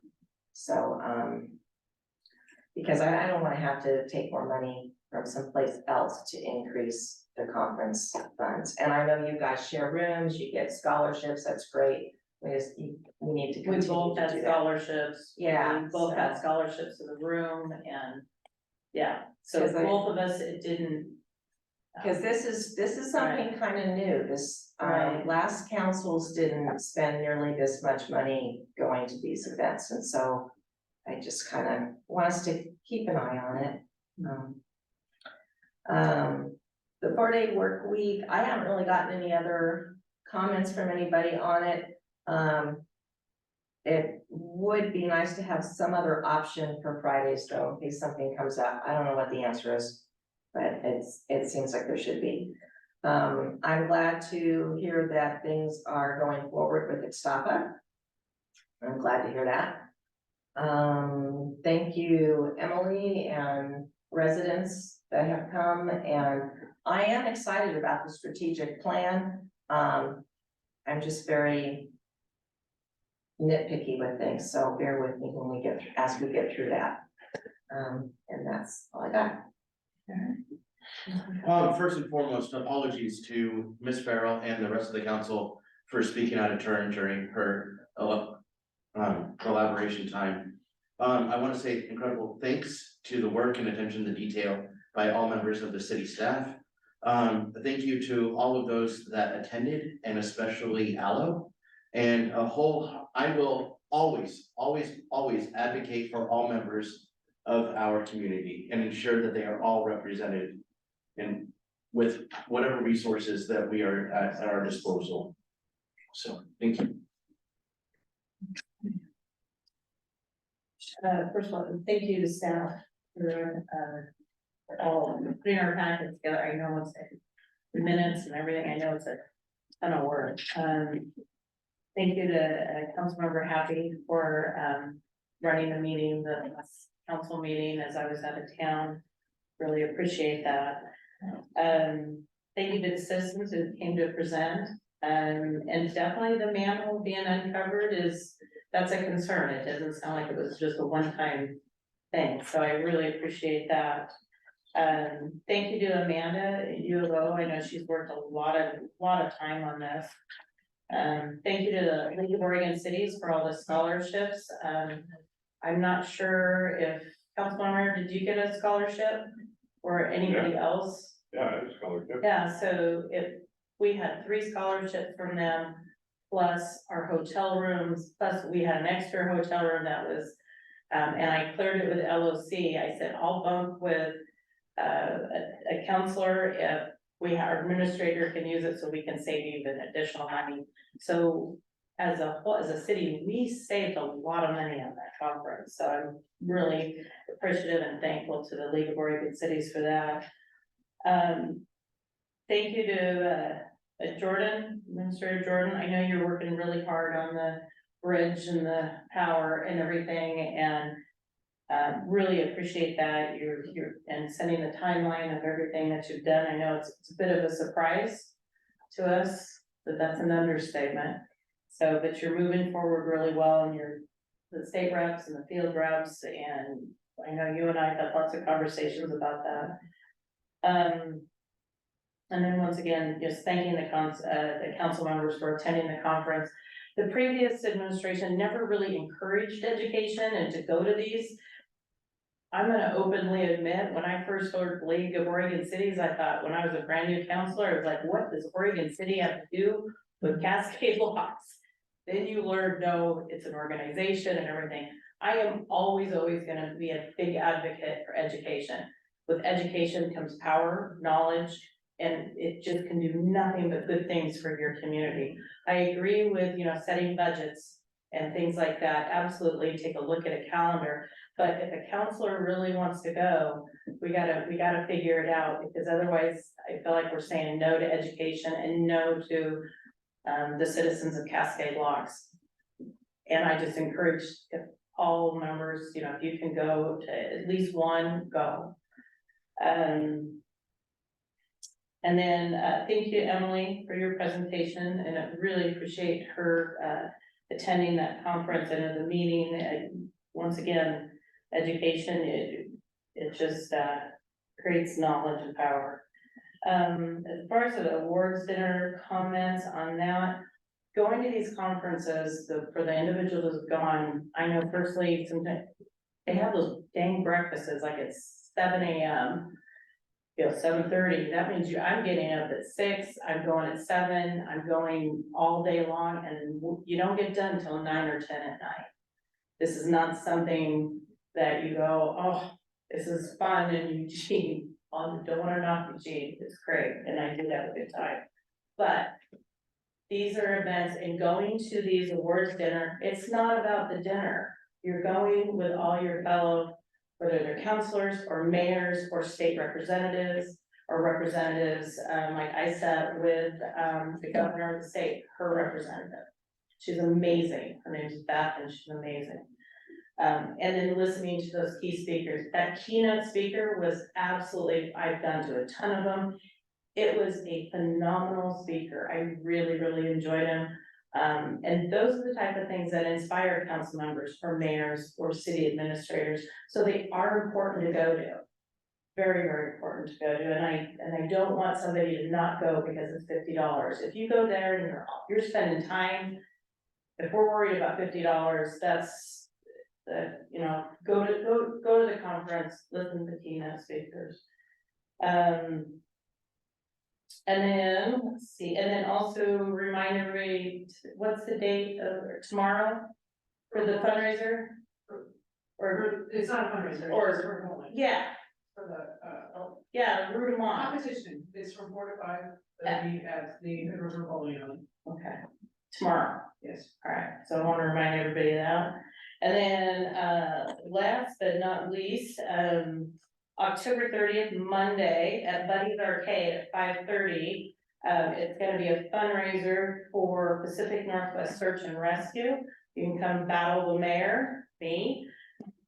No, I'm not a video game player, but I do it for the community. So last time we did it for the PTO, we raised $300. I was pretty proud of that. It's a short period of time.